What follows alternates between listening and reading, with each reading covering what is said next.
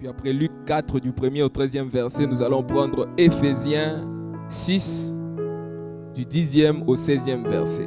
Luc 4, du 1er au 13e verset. Éphésiens 6, du 10e au 16e verset. Amen. Nous allons lire tous ensemble. 1, 2, 3. Jésus, rempli d'Esprit Saint, revint du Jourdain et fut conduit par l'Esprit dans le désert, où il fut tenté par le diable pendant 40 jours.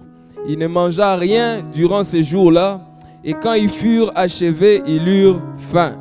Alors le diable lui dit, « Si tu es fils de Dieu, dis à cette pierre de devenir du pain. » Et Jésus lui répondit, « Il est écrit, l'homme ne vivra pas de pain seulement. » Le diable l'amena plus haut, lui montra en un instant tous les royaumes du monde et lui dit, « Je te donnerai tout ce pouvoir et la gloire de ces royaumes, car elle m'a été remise et je la donne à qui je veux. Si donc tu te prosternes devant moi, elle sera toute à toi. » Jésus lui répondit, « Il est écrit, tu adoreras le Seigneur ton Dieu et à lui seul tu rendras un culte. » Le diable le conduisit encore à Jérusalem, le plaça sur le haut du temple et lui dit, « Si tu es fils de Dieu, jette-toi d'ici en bas. Car il est écrit, il donnera pour toi des ordres à ses anges afin qu'ils te gardent. Et ils te porteront sur les mains de peur que ton pied ne heurte une pierre. » Jésus lui répondit, « Il est dit, tu ne tenteras pas le Seigneur ton Dieu. » Après avoir achevé de le tenter, le diable s'éloigna de lui jusqu'à une autre occasion. Amen. Nous allons prendre Éphésiens 6.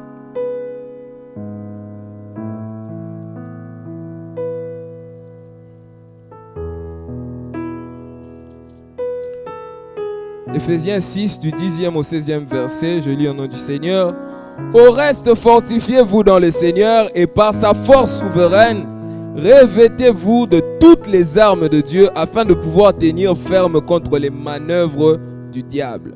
Car nous n'avons pas à lutter contre la chair et le sang, mais contre les principautés, contre les pouvoirs, contre les dominateurs des ténèbres d'ici-bas, contre les esprits du mal dans les lieux célestes. C'est pourquoi prenez toutes les armes de Dieu, afin de pouvoir résister dans le mauvais jour et tenir ferme après avoir tout surmonté. Tenez donc ferme, ayez à vos reins la vérité pour ceinture, revêtez la cuirasse de la justice, mettez pour chaussures à vos pieds les bonnes dispositions que donne l'évangile de paix. Prenez en toutes circonstances le bouclier de la foi, avec lequel vous pourrez éteindre tous les traits enflammés du malin. J'aime qu'on acclame la parole du Seigneur sans le commentaire de qui que ce soit. Acclame le Seigneur et tu peux reprendre ta place. Gloire au Seigneur. Notre thème d'aujourd'hui est intitulé « Pourquoi ma situation ne change pas ?» Dis à ton voisin « Pourquoi ma situation ne change pas ?» C'est une question. Non, je veux t'entendre. Pourquoi ma situation ne change pas? Voilà, c'est exactement ça. Donc, vous aurez compris qu'il y a une réponse aujourd'hui. Amen. Qui a hâte d'écouter la réponse? Qui a hâte d'écouter la réponse du Seigneur? Amen. Gloire à Dieu.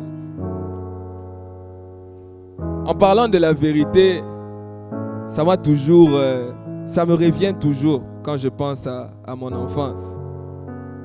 Je regarde cette Bible, comment est-ce qu'elle a grandi au fur et à mesure du temps.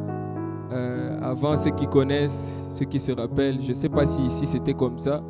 À l'Écodim, on nous donnait juste le Nouveau Testament. Je pense que ceux qui viennent du Congo, ils vont se rappeler, une petite Bible bleue comme ça. Nouveau Testament, c'est écrit Nouveau Testament. Cette Bible-là, on nous la faisait tenir comme ça. Et on nous disait, prends ta Bible. On prend, on soulève. Et on nous dit, j'aime ma Bible. Tu répètes, hein? J'aime ma Bible. Mais j'étais sûr à l'intérieur de moi que juste après, je vais aller mettre ça sur la fenêtre. Et puis je vais récupérer ça seulement les dimanches prochains. Je me rappelle que je prenais beaucoup de temps. J'allais même en retard. Pourquoi? Parce que j'étais en train de chercher la même Bible que j'avais utilisée le dimanche passé. Je ne me rappelais même pas de la dernière fois où est-ce que j'avais mis. Amen. Et quand je regarde ça, je me dis, c'est fou comment aujourd'hui, j'éprouve un certain amour pour ce livre. Amen. La Bible déclare, mystère dans lequel est caché tous les trésors du monde. Amen. Tout se trouve ici à l'intérieur. La vérité est là à l'intérieur.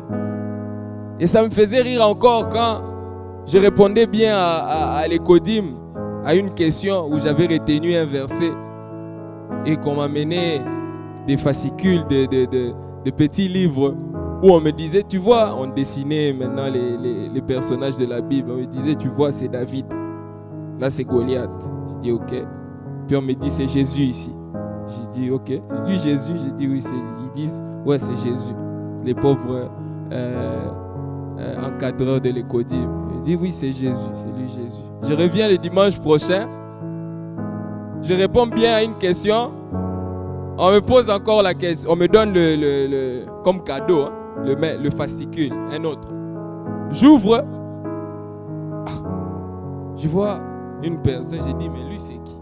On me dit, c'est Jésus. J'ai dit, mais qu'est-ce qui est arrivé à Jésus? Il a changé de teint. Le Jésus de l'avant, là, il était blanc. Maintenant, ici, Jésus est devenu un peu noir. J'ai dit, mais qu'est-ce qui s'est passé avec ce Jésus? On comprenait absolument rien.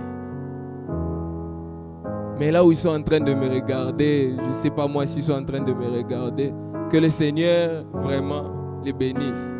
Parce que ce n'est pas facile quand tu ne connais rien. On t'apprend les A, B, C jusqu'à Z de la Bible. Amen. Et on pensait que Jésus c'était celui-là qu'on était en train de voir sur les livres qu'on dessinait. Ce n'est pas lui. Amen. Et Jésus que tu es en train de voir chaque jour sur les films là, ce n'est pas lui. Amen. Et Jésus se trouve ici à l'intérieur. Mais si tu n'ouvres pas la Bible, là je suis en train de parler de mon enfance, mais je ne sais pas ta situation aujourd'hui. Tu as grandi, hein? Au commencement était la parole était avec Dieu et la parole était Dieu. C'est de cette vérité qu'on parle. Et si vous voulez, le Père, la vérité même, c'est Dieu. Amen. Et de l'autre côté, nous avons le mensonge avec son père et son leader qui est le diable. Amen. Et donc, depuis la nuit de temps, comme on dit, ces deux camps sont en train de s'affronter. Mais la Bible me dit que le mensonge ne pourra jamais prendre le dessus sur la vérité. Amen. Voilà la victoire que nous avons. Maintenant, au fur et à mesure, j'aimerais que tu me suives bien et que tu te souviennes que le thème, c'est pourquoi ma situation ne change pas. Je vais te répondre directement. Ta situation ne change pas juste à cause de la mauvaise utilisation. Dis avec moi l'utilisation de la parole de Dieu. À cause de la mauvaise utilisation de la vérité, voilà ta situation. Comment est-ce qu'elle se présente? Tu es toujours là, depuis plusieurs années, tu es toujours au même endroit. Maintenant, la question, c'est de se poser deux questions. La première question. À quoi sert la vérité face au diable? À quoi sert la vérité face au diable? La vérité face au diable sert à alimenter deux choses. Amen. D'un côté, nous avons la foi. D'un autre côté, nous avons la prière. La vérité, qui est la parole de Dieu, sert à alimenter la foi et sert à alimenter aussi la prière. Ce sont les deux choses dont tu as besoin pour faire face au diable. Amen. Et à quoi sert la foi? lorsque tu alimentes ta foi, parce que la Bible dit, la foi vient de ce qu'on entend, et ce qu'on entend vient de la parole de Dieu. Amen. Et quand tu alimentes ta foi par la parole de Dieu, ta foi ne fait que grandir et grossir. Et à quoi sert la foi dans le combat ou face au diable? La foi sert à te protéger. J'aimerais qu'on nous donne l'image du bouclier. Voilà, il est là, les champions. Amen. Ici, nous avons le bouclier. Et là, nous avons, comment on appelle? Épée. Voilà. Ici, nous avons l'épée. Et là, nous avons le bouclier. Et la foi, si vous voulez, c'est cette partie ou cette chose qui nous aide à arrêter ou nous protéger des attaques de l'ennemi. Amen. La foi ne te sert pas à attaquer l'ennemi. Amen. C'est pourquoi la Bible dit dans Éphésiens 5, 16, la Bible dit, prenez comme bouclier la foi. Bouclier là, ce n'est pas pour taper quelqu'un. Amen. Bouclier, c'est pour te protéger des attaques qui vont venir. Donc la foi, c'est pour te garder là. Donc les attaques, l'ennemi est en train de t'attaquer. Plus tu as la foi, plus tu es en train de protéger ta vie. Amen. Je répète, plus tu as la foi, plus tu es en train de protéger ta vie. Maintenant, à quoi sert la prière? La prière sert à attaquer maintenant l'ennemi. Amen. C'est vrai, tu vas me dire, mais les deux vont ensemble. Si tu pries sans avoir la foi, tu ne peux pas être agréable à Dieu. Oui, mais si tu entres dans le fond, chaque chose a sa particularité. Amen. La foi, c'est pour se protéger contre les attaques. Et la prière, c'est pour attaquer. Quand tu dis à chaque fois dans la prière, feu dévorant, en fait, tu es en train d'utiliser la prière pour attaquer, parce que tu ne peux pas utiliser juste la foi pour attaquer. Tu ne peux pas avoir juste la foi et dire que tu as attaqué l'ennemi. Amen. C'est comme ça que parfois on ne comprend pas. Tu es en train de prier, tu es en train de prier parce que tu te dis que l'ennemi est en train de m'attaquer, mais tu ne sais pas trop quelle partie est en train de faire quoi et quelle partie n'est pas en train de faire la chose que tu penses qu'elle est en train de faire. Amen. Tu es en train de prier, tu penses que c'est ta foi qui va attaquer l'ennemi. Ou alors tu restes là, tu te dis que non, je suis en train d'attaquer l'ennemi sans prier. Si tu ne pries pas, tu n'attaques pas l'ennemi. Amen. On doit être très bien clair sur ce point-là. Maintenant, pour bien prier, il faut prier avec quoi? La vérité. Amen. Parce que quand tu pries, tu ne peux pas passer ton temps à dire juste feu. C'est insuffisant. Amen. Il va falloir que tu utilises les armes. Et quelles sont ces armes justement? C'est la vérité. Amen. Il dit, ayez la vérité pour ceinture. Si vous voyez dans l'armure d'un soldat, la ceinture, c'est pour bien mettre l'équilibre dans l'armure. Vous voyez, il met la ceinture parce qu'il a tellement de choses sur lui. Il met la ceinture pour que ça tienne tout ce qu'il a sur lui. Pour que ça fasse du sens, pour que ce ne soit pas désordonné. Amen. Et donc la vérité te sert de pouvoir à chaque fois, si tu veux faire, tu prends les choses et tu essaies. Si on te dit quelque chose, tu mets la foi et tu essaies de prendre cette chose qu'on t'a dit. Tu mets la vérité, tu essaies de prendre cette chose qu'on t'a dit et faire face à la vérité. Est-ce que c'est la vérité? Amen. C'est la manière dont tu dois juger une chose. Est-ce que c'est la vérité ou ce n'est pas la vérité? Mais si tu n'es pas habitué à aller chercher qu'est-ce qu'est la vérité, tu ne vas pas pouvoir savoir qu'est-ce qu'on te dit de l'extérieur. Ce qu'on te dit de l'extérieur, est-ce que c'est la vérité ou ça ne l'est pas? Amen. Le deuxième point ou la deuxième question. Comment s'en servir? Comment se servir de quoi? Amen. Comment se servir de cette vérité-là? Parce qu'avant, on a parlé de à quoi sert cette vérité. Maintenant, comment se servir de cette vérité? Comment tu peux l'utiliser à bon escient? Parce que ça ne veut pas dire que parce que tu as lu 2, 3, 4 versets, que ces versets-là vont nécessairement t'aider dans la situation que tu as. Amen.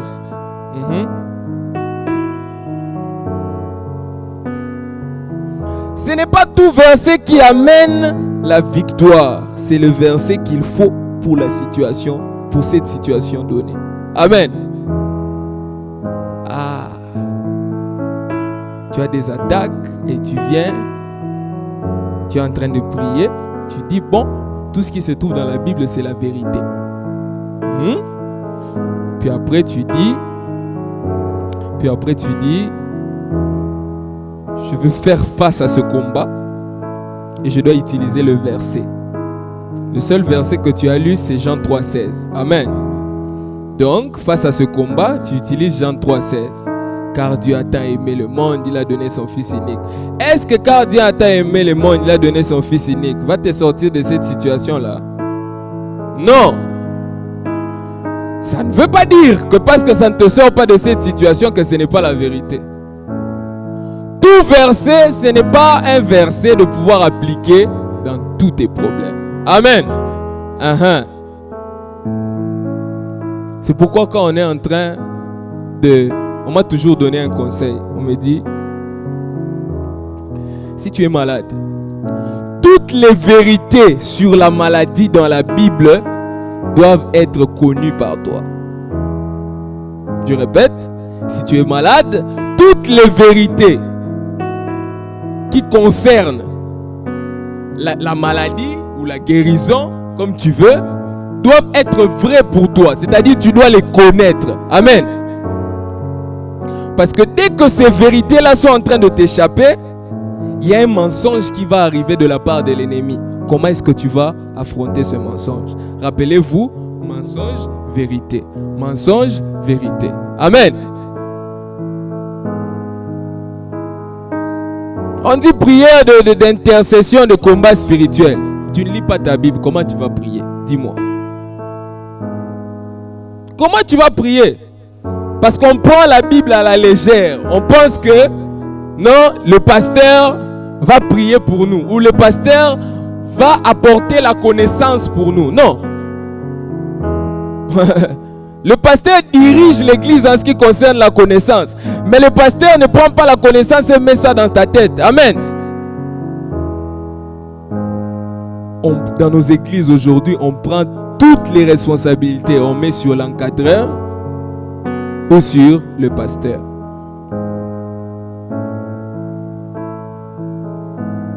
Tu es en train de traverser des moments difficiles. Tu es incapable, je dis bien incapable, d'ouvrir ta Bible et de commencer à lire toutes les vérités en ce qui concerne le combat que tu es en train de traverser. Mais tu veux tout remettre au pasteur. Prie pour moi, fais pour moi ceci, fais pour moi cela. Mais quel effort as-tu fait, à part le fait de dépenser le carburant ou l'argent du ticket pour venir voir le pasteur? Quel effort tu as fait de toi-même? La Bible que tu as, ce n'est pas pour moi. C'est ta Bible. Amen. Mais jusqu'à quand tu vas laisser cette Bible orpheline chez toi à la maison? Amen.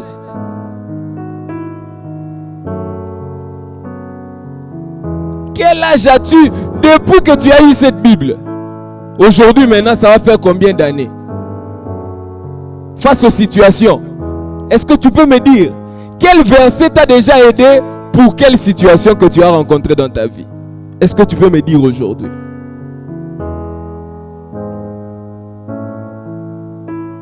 Nous sommes là à l'église, mais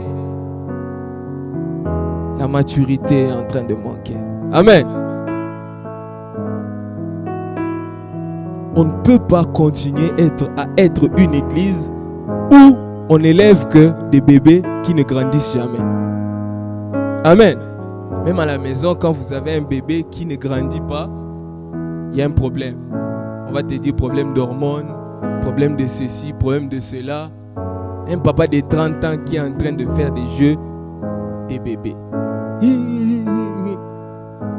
Un papa de 30 ans. Amen.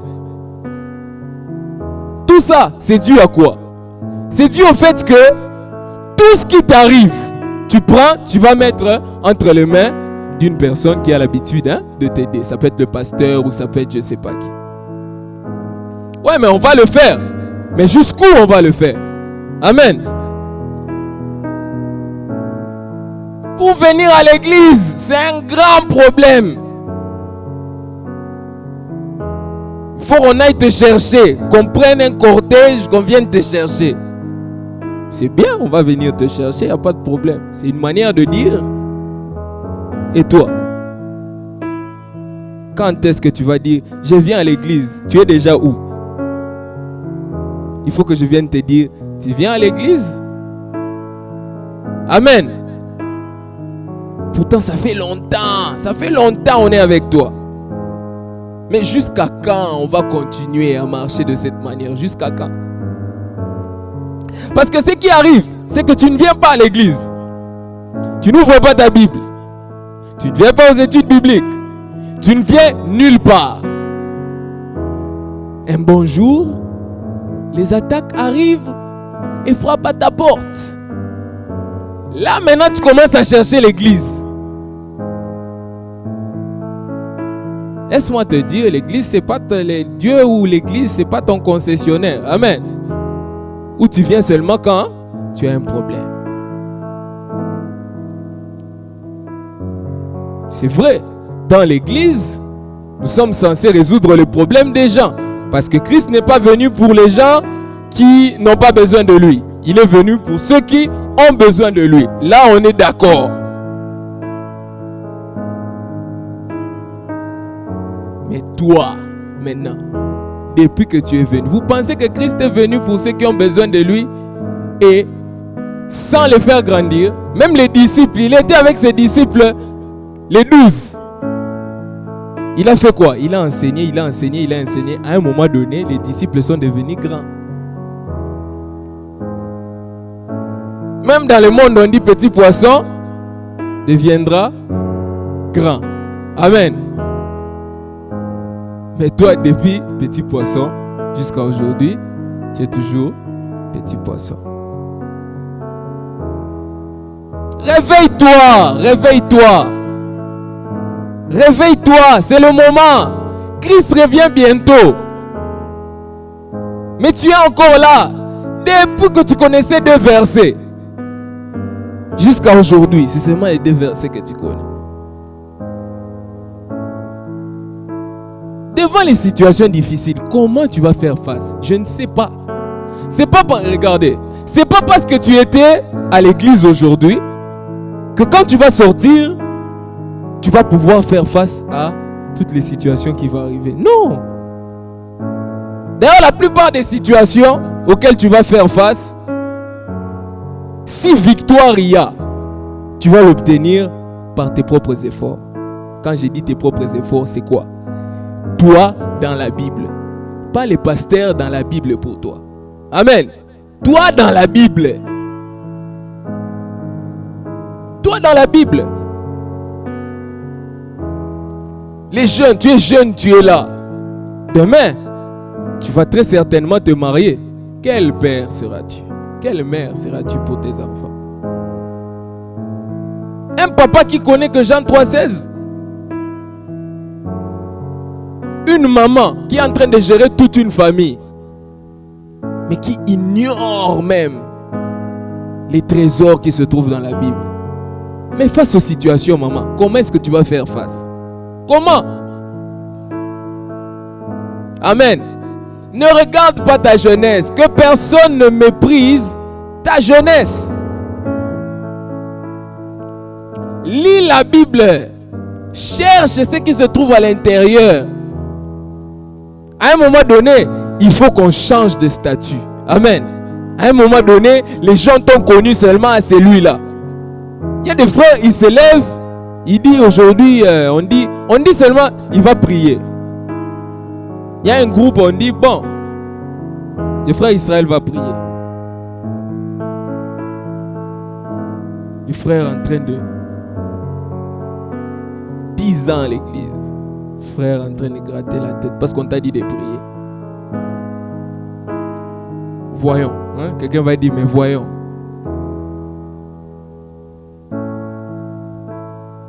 Réveille-toi. Dis à ton voisin, réveille-toi. Oh non, dis à ton voisin, réveille-toi.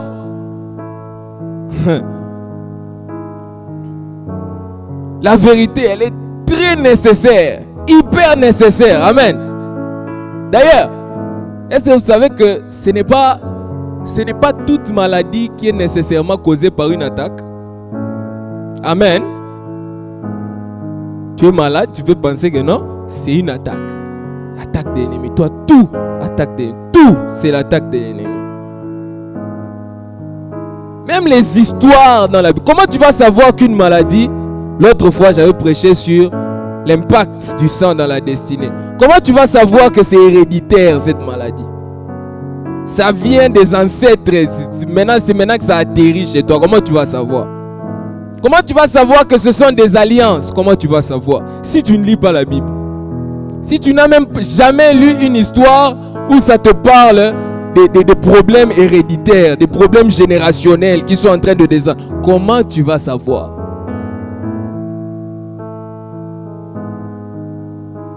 Comme tu veux rien savoir, tu viens tout doucement, tu remets tout entre les mains du pasteur. Mais même le pasteur a besoin de savoir exactement ce que tu as fait. Amen. Il y a d'autres personnes dans la Bible, ils sont malades. Mais Dieu dit, tes péchés te sont pardonnés. Ils sont malades. On dit, tes péchés te sont pardonnés. Tu me regardes. Oui. Ça veut dire quoi? Il y a d'autres maladies qui sont causées par les péchés. Crois-le ou pas. Je dis bien, il y a d'autres maladies. Il y a de ces maladies qui sont causées par le péché. Et donc, tu es dans cette situation-là, dans cette maladie, à cause du péché. À cause peut-être de ton orgueil. Qui sait? C'est pourquoi Dieu est en train de te résister. Amen. Et donc, si tu viens voir le pasteur, tu dis, pasteur, je suis malade, ça fait 15 ans. Le pasteur peut aller prier. Si tu ne lui donnes pas trop de détails, il peut aller prier et recevoir. Ah, ok. Ce qui se passe, c'est parce qu'il est orgueilleux.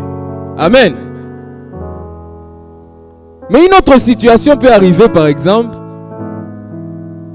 tu as péché, tu as commis l'impudicité, et c'est à cause de ça que quelque chose est en train de se passer. Tu viens voir le pasteur, tu ne dis pas ce qui s'est passé réellement. Tu dis seulement, j'ai des attaques. Mais quelle attaque? Tu as quelle attaque? C'est causé par quoi? Qu'est-ce que tu as fait? Quand on te demande qu'est-ce que tu as fait, tu es incapable de dire ce que tu as fait. Je donne un conseil à toute l'église. Si tu vas voir le pasteur pour qu'il t'aide, parce que tu as des attaques et tu sais que tu as fait quelque chose, dis-lui ce que tu as fait. Amen. Dis-lui ce que tu as fait. Parce que si tu ne lui dis pas, comment est-ce qu'il va t'aider? Amen. Tu sais ce qui t'arrive. Et la plupart du temps, tu sais. On sait ce qui nous arrive. Mais c'est un peu comme tu disais, bon, je sais ce qui m'arrive, mais en lingala, on va dire Abunda Anango. Qui se batte avec ça. Lui-même, il va trouver la solution. Il est pasteur, non? Qu'il a cherché. Amen. Tout ce qui t'arrive n'est pas nécessairement. Maintenant, on rentre dans notre histoire. Christ a été tenté 3 fois. Amen. Pendant qu'il est tenté, vous allez remarquer que dans un premier temps, on lui dit, transforme cette pierre en quoi? En pain. Mais avec tous les versets que Christ connaissait, il a sorti seulement, l'homme ne vivra pas que du pain. Mais il pouvait sortir autre chose. Je vais te donner un exemple. Toute arme forgée contre moi est nulle et sans effet. Pourquoi il n'a pas sorti ça? Ça aussi c'est une vérité. Amen. Le diable connaît aussi la Bible. Amen. Et il sait qu'est-ce qu'il va contrer. Il sait qu'est-ce qu'il contre. Quand le diable attaque, toi aussi fais quoi? Contre-attaque. Amen. Mais comment tu peux contre-attaquer si toujours dans la Bible, tu ne sais pas? Tu ne sais pas, parce qu'il y a des choses qui t'arrivent. Exemple, on t'insulte. On t'insulte. Et on te dit, ah non, toi ton nez est bizarre, je ne sais pas où ta tête, ou ta figure, ou je ne sais pas quoi. Si tu essaies de réagir selon le monde, tu vas te fâcher, tu vas être en colère et tu vas faire exactement ce que le diable veut que tu fasses. Amen.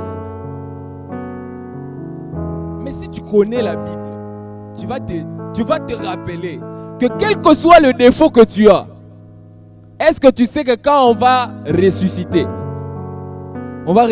avec un corps glorieux, sans défaut? Est-ce que tu le sais? Si tu ne savais pas, je t'informe. Amen. Un corps sans défaut. Si tu avais un nez qui, je ne sais pas, était comment, moi on m'insulte aujourd'hui, on me dit, oh non, tu as une grosse tête. I don't care. Amen. Parce que je sais que quel que soit le défaut que j'ai aujourd'hui, vous vous rappelez du verset où Christ apparaît aux disciples et Thomas était en retard, il arrive. La Bible dit que Thomas Christ a invité Thomas à le toucher. Toi, tu penses que quand on va ressusciter en esprit. Non. C'est pourquoi je te dis, tout celui qui est en train de te mentir en te disant, oh non, réjouis-toi avec ta chair, fais ce qui te plaît dans ce monde, fais ce qui est... D'ailleurs, ce corps, tu n'auras plus. Tu n'auras plus ce corps corruptible. Mais quand tu seras ressuscité, laisse-moi te dire, tu ne seras pas esprit. Parce que quand Christ est ressuscité, il n'y a pas eu... On n'a pas vu un Christ qu'on ne pouvait pas toucher. On a vu un Christ qu'on pouvait toucher. Tu pouvais même aller toucher là où on avait mis les clous. Amen. Ça prouve, parce que la Bible dit, Paul dit, que Dieu qui a ressuscité Christ d'entre les morts, l'Esprit de Dieu qui a ressuscité Christ d'entre les morts, est-ce que vraiment cet esprit serait incapable de donner vie à vos corps mortels? Amen. Est-ce que cet esprit sera incapable de donner vie à vos corps mortels? C'est-à-dire que quand nous allons ressusciter, on aura un corps, mais un corps incorruptible, un corps glorieux. Tu es en train de profiter des choses sur cette terre. Profite en pensant que tu n'auras pas un corps quand tu vas ressusciter et que tu pourras pas l'utiliser. Tu auras un corps, frère. Mais seulement ce sera un corps sans défaut. Ce sera un corps sans haine. Ce sera un corps sans ces choses-là. Amen. Mais ce sera un corps.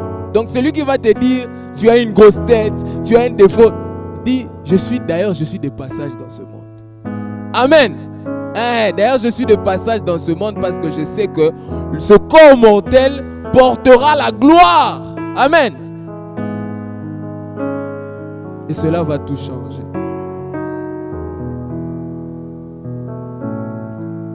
Il faut que tu saches toujours ce qui t'arrive quand tu as une situation. Il faut que tu entres dans la Bible, dans la prière pour savoir qu'est-ce qui est en train de t'arriver. C'est causé par quoi? D'autres maladies sont causées par la négligence. Amen. C'est la négligence. On t'a peut-être dit, parce que tu es enfant de Dieu, tu n'auras pas Covid. Je te pose la question, tu as eu Covid? Pourquoi? Parce que Dieu n'existe pas.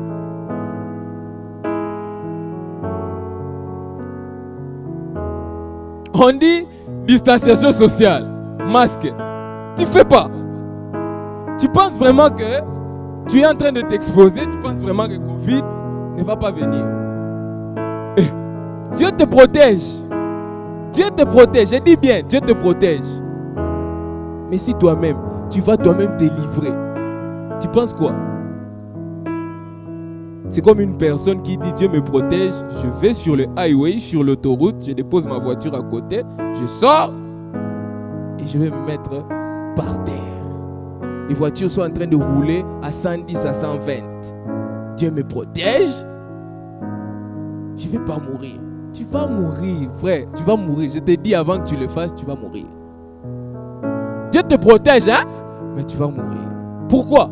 Parce que au-delà de la protection de Dieu, il y a une part pour l'homme. Sinon, il n'aurait pas donné le choix à l'homme. Il y a ta part. Et si le Seigneur te protège, toi-même, tu vas te livrer. Même pour le péché, il nous a dit qu'il nous a délivrés du péché. Mais si tu veux aller vers le péché, tu vas aller vers le péché. Où est Jésus?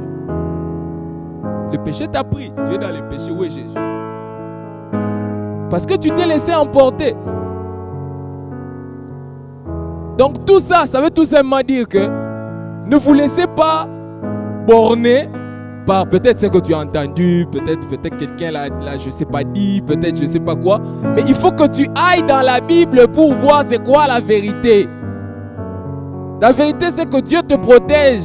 Mais si tu joues avec Covid-19, Covid-19 va t'avoir. C'est pas un problème. C'est pas un problème. Dieu te protège, tu vas sortir de là, il n'y a pas un problème. Mais sache que il faut que tu te protèges toi aussi. Tout ça, tu vas le savoir par quoi? Par la vérité. Lève-toi là où tu es. Nous allons prier. Que le Seigneur bénisse sa parole. J'ose croire que le Seigneur nous a fait du bien, nous a pénétré par sa parole. J'aimerais prier pour l'assemblée. Seigneur Jésus, merci pour ta parole que tu nous as donnée. Tu nous as fait grâce, tu nous as fait du bien, tu nous as enseigné, tu nous as parlé profondément. Seigneur, merci Jésus-Christ. Car quand tu amènes ta parole, il y a toujours un changement. Seigneur Jésus-Christ, laisse que cette parole transforme dans la puissance du Saint-Esprit, par la puissance du Saint-Esprit, que cette parole transforme une personne qui, pendant longtemps, a stagné. Seigneur Jésus-Christ, amène-nous à une autre dimension. Au nom puissant de Jésus, nous avons ainsi prié. Amen. Amen. Est-ce que quelqu'un peut acclamer pour le roi des rois?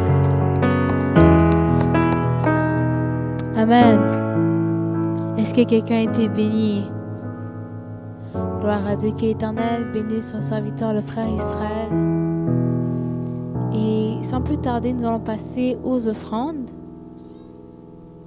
Donc, les informations vont s'afficher sous peu, mais étant donné les conditions avec COVID, il y aura 2 options, sur place, dans le panier ici, ou bien en ligne, donc sur le email clena, clena.celnc@gmail.com. Et je vais inviter le frère Moïse à prier pour les offrandes.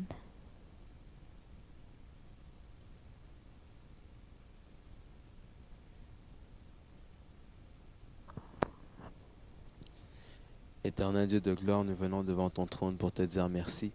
Seigneur, je te dis merci pour tout ce que tu fais. Merci Seigneur pour les travaux que tu nous donnes. Merci Éternel de te présenter comme étant Jéhovah Jireh, Seigneur, dans nos vies. Jésus, nous venons devant ton trône aujourd'hui pour te rendre, Père, ce qui t'appartient. Seigneur, merci parce que tu nous permets aujourd'hui de pouvoir avoir des travaux qui nous aident à survivre, Éternel, sur cette terre.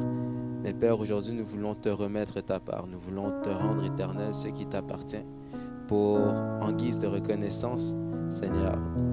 Seigneur, je te remets les offrandes de chacun entre tes mains, que tu puisses te glorifier, que tu puisses te manifester à travers ces dîmes et ces offrandes.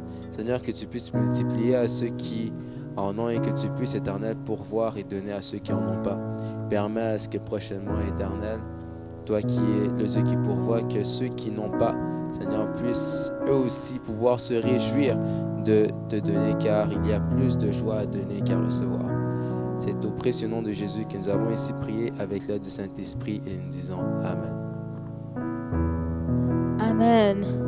Donc nous pouvons venir donner avec joie. Et pour ceux qui le feront à travers le email est encore inscrit ici. Entre-temps, nous allons passer aux annonces. Donc chaque mardi, nous avons la prière de 19h30 à 20h30 sur la plateforme de Zoom. Et le code est aussi inscrit. Chaque jeudi, nous avons l'étude biblique dont nous invitons chaque personne à participer à l'étude biblique pour grandir spirituellement. Amen.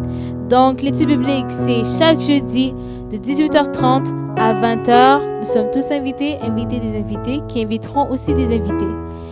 Et chaque dimanche de 14h à 16h, nous avons le culte dominical ici à l'église et aussi en ligne sur Facebook et sur YouTube. Donc, pour clôturer, je vais inviter le pasteur Bienvenu à s'avancer pour prier pour la clôture.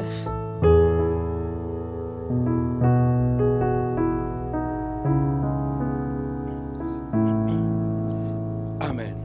Amen. Lèvons-nous pour clôturer. Avant de clôturer, je voudrais souligner que nous avons reçu un message puissant par rapport à la connaissance. Et c'est vraiment important de connaître cet outil important que Dieu nous a légué pour répondre à toutes nos préoccupations. Il y avait un papa, rapidement là, qui sortait du village. Et ils avaient un système d'éclairage chez eux. Alors, il arrive chez son fils en ville. On lui donne une chambre à coucher. Son fils part au travail. Il arrive à 23h. Il trouve son père au salon en train de pleurer. Mais il dit, papa, tu pleures pourquoi? Il dit, mais tu m'as amené ici pour me tuer. Chez moi, au village, je m'éclairais d'une certaine façon. Mais tu me mets dans une chambre où il fait noir partout. Non, moi, je rentre chez moi. Son fils dit, mais c'est pas possible, papa, venez avec moi. Ils arrivent dans la chambre, il dit, papa, viens. Et il a poussé l'interrupteur, et puis voilà, il y avait la lumière. Donc le papa ne connaissait pas qu'il fallait appuyer sur l'interrupteur pour avoir la lumière. Donc, la connaissance de la parole de Dieu est super importante. Nous avons tout sur la Bible pour répondre à toutes nos questions. C'est parce que nous ne l'ouvrons pas, nous ne la lisons pas. C'est pourquoi nous trébuchons. Nous avons tout ce que nous avons comme difficulté aujourd'hui. Que Dieu vous bénisse, que Dieu bénisse le frère Israël pour la parole. Seigneur, merci pour ce temps merveilleux que tu nous as accordé, nous, tes enfants, que tu aimes, que tu as toujours aimé depuis les commencements. Toi qui gouvernes le temps, toi qui gouvernes les circonstances, nous te remettons cette assemblée entre tes mains. Cette parole qui a été prêchée en tes lieux, je suis persuadé, j'ai la foi que ce n'est pas tombé sur les oreilles des sourds. Que cette parole produise des fruits dignes de repentance. Nous croyons en toi, nous croyons en ta parole. Cette semaine, je le remets entre tes mains, ô Dieu. Bénis chaque famille présente en ce lieu, tous ceux qui sont avec nous et tous ceux qui ne sont pas avec nous. Ô Dieu, cette semaine, sois bénie, protégée, gardée par toi. Nous irons au travail, nous irons à l'école. Nous faisons tout ce que nous avons l'habitude de faire. Nous te mettons au-devant de nous. Précède-nous cette semaine. Ce mois qui commence, oh Dieu, ce mois de novembre, que ce soit un mois rempli de bénédictions, un mois où tu vas nous éclairer, un mois de révélation, un mois de guérison, un mois de miracle, un mois où tu vas te révéler comme tu ne t'es jamais révélé dans nos vies, un mois où tu vas nous étonner, Seigneur. Je remets ces mois entre tes mains. Oh Dieu, nous avons la clé. Donne-nous la clé de ce mois, Seigneur. Que toutes les portes s'ouvrent devant nous. Que toutes les portes que l'ennemi a ouvertes soient fermées par la clé que tu nous donneras ce mois de novembre. Nous prenons possession de ce mois de novembre au nom de Jésus-Christ. Avec tous les armes que tu nous as enseignées ce matin, nous voulons marcher sur ce mois. Que l'ennemi soit terrassé pour ce mois de novembre. Nous sommes vainqueurs au mois de novembre. Nous le serons au mois de décembre. Et nous le serons à jamais jusqu'à ton retour. Au nom de Jésus. Amen. Allez en paix.